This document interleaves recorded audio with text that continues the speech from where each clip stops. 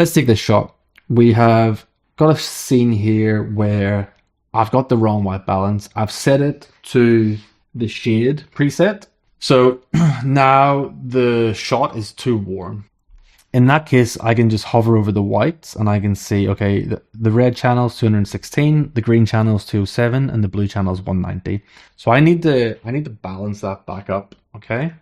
So the way I can do that is if I go to my temp here, and I know it's quite warm, there's too much red, so I can start bringing blue back into the shot, and then we can hover over again. Now we've got 201, 206, and 208.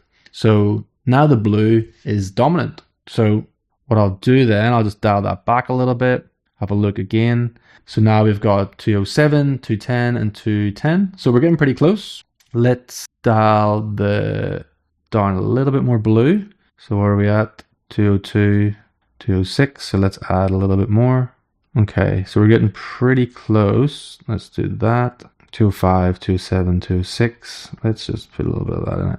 There we go. So what I've done there is I've adjusted the temperature and the slight tint of the scene so we can see the before and the after. Before and after. This is an incorrect white balance. The shot is too warm. So what we've done is we've fixed that with a temperature and a tint adjustment. And now we've got a better white balance shot. And the way we can tell that is by hovering over a white area.